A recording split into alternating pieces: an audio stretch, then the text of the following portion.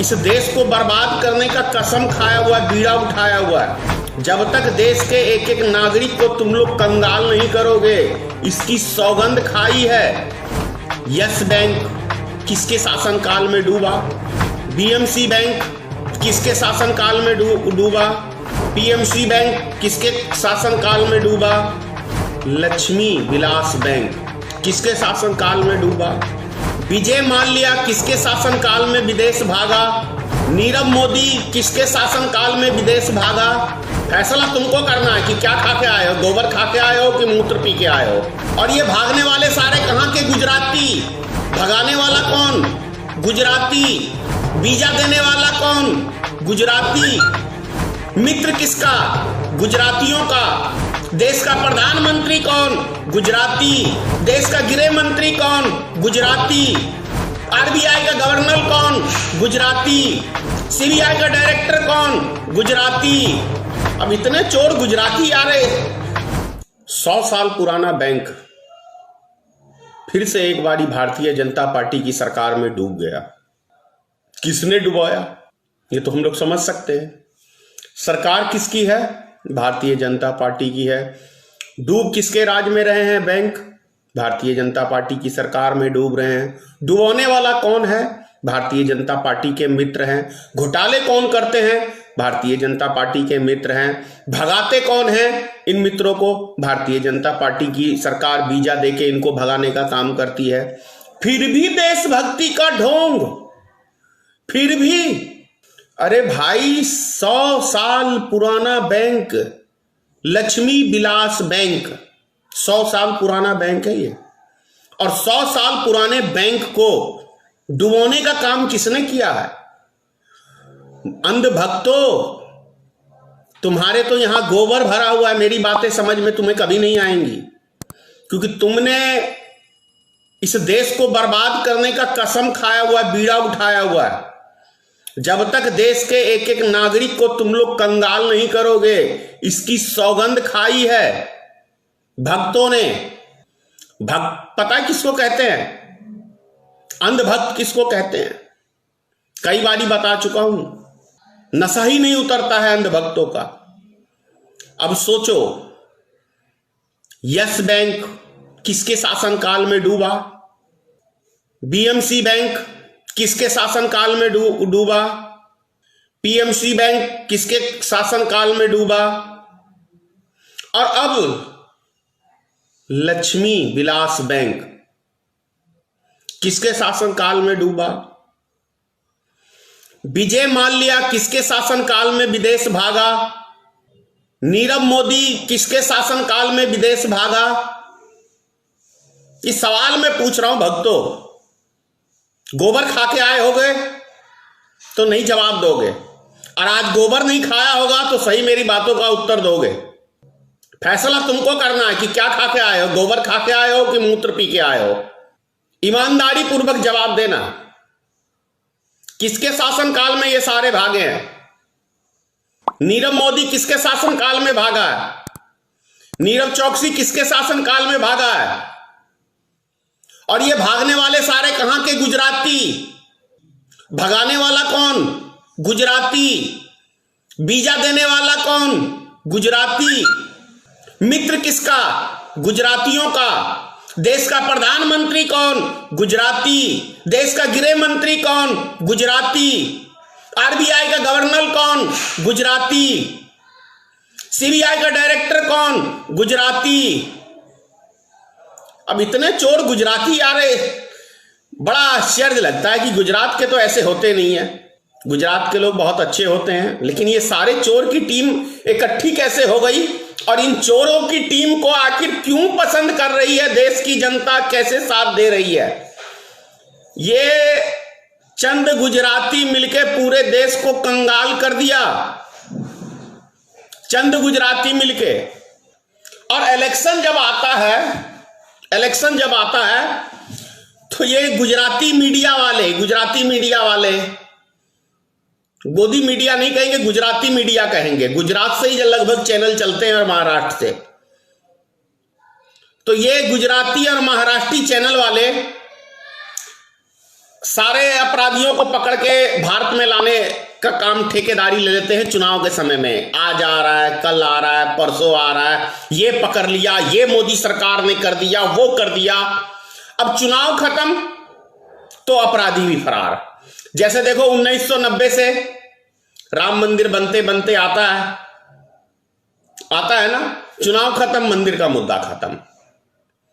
2019 में देख लो राम मंदिर, 2014 में देख लो राम मंदिर, बस जितने चुनाव हैं राम मंदिर, चुनाव खत्म, मंदिर खत्म।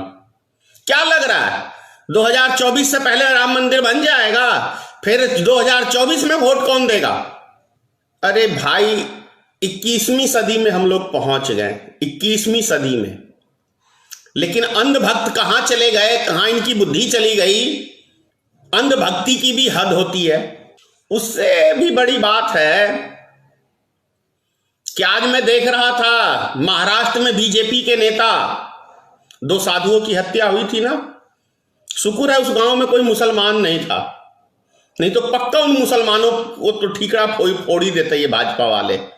लेकिन अभी क्या है कि भारतीय जनता पार्टी की वहां सरकार नहीं है, तो चलो साधु संत के ऊपर ही आंदोलन किया जाए, काला झंडा लेके सरकार को दिखाने का।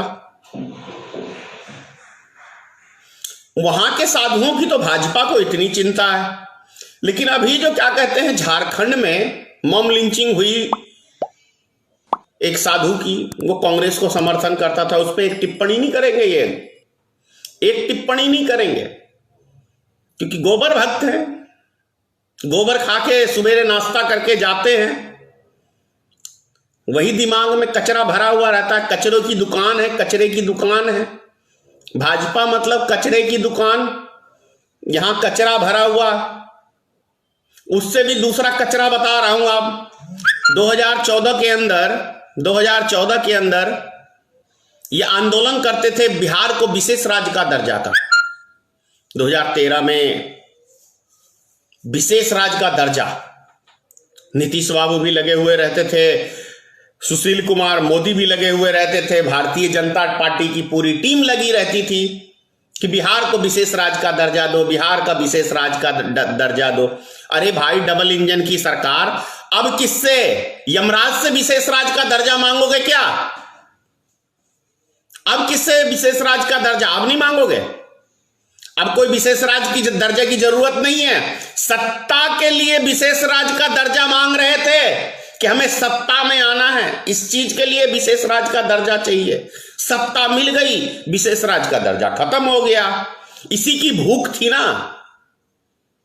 2014 के बाद केंद्र सरकार से नीतीश कुमार की सरकार ने या सुशील कुमार मोदी की या भाजपाइयों ने क्यों नहीं कहा मोदी जी से कि अब तो हमारी सरकार है, अब तो डबल इंजन दौड़ रही है। डबल इंजन तो वैसे नॉन स्टॉपेज होता है, जो भी गाड़ी मैंने देखा है, तो भैया नॉन स्टॉपेज गाड़ी कम से कम पटना से दिल्ली तो चल के आ जाओ, रुकना ही नहीं है। कितने देश की जनता को मूर्ख बनाओगे सत्ता के लोभियों? सत्ता के लोभ के लिए तुम लोग सारी नौटंकी करते हो। अभी दिल्ली में केजरीवाल के पीछे पड़े हुए हो छठ पर्व को लेके, देख रहा हूं नौटंकी। और अभी जो तुम्हारे आका ने, नरेंद्र मोदी ने, जब 500 मरीज थे तो पूरे देश का लॉकडाउन कर दिया था, उस टाइम हरामियों कहां चले गए थे? तब क्यों नहीं आवाज उठाया? ये धनेश्वर महतो ने आवाज उठाया था उस टाइम में। उस टाइम में भी आवाज उठानी चाहिए थी, उस टाइम में आवाज बुलंद करनी चाहिए था कि मोदी जी 500 मरीज हैं, ये सर्दी जुकाम है, इस सर्दी जुकाम के चक्कर में पूरे देश को क्यों बर्बाद करने में लगे हो? किसी भाजपाई के मुंह से एक लफ्ज निकला? तब क्या चला रहे थे? मनोरंजन करने के लिए रामायण सीरियल चालू कर दिया था कि घर बैठ के सब रामायण देखो और मनोरंजन लो। अरे भैया तुम्हें हराम की मिली हुई है सरकार का खजाना, तो तुम बैठ के रामायण देख सकते हो। लेकिन जिस व्यक्ति की दाल रोटी चलती है डेली बेसिस पे, डेली कमाते हैं, डेली खाते हैं, वो कौन सी रामायण देखेंगे? उनका तो वही रामायण है, वही महाभारत है। काम करेंगे तो उनका घर चलेगा, नहीं तो घर में महाभारत होगा। तो ये सब चीजें कौन, कितना मूर्ख बनाते हो आप लोग देश की जनता को।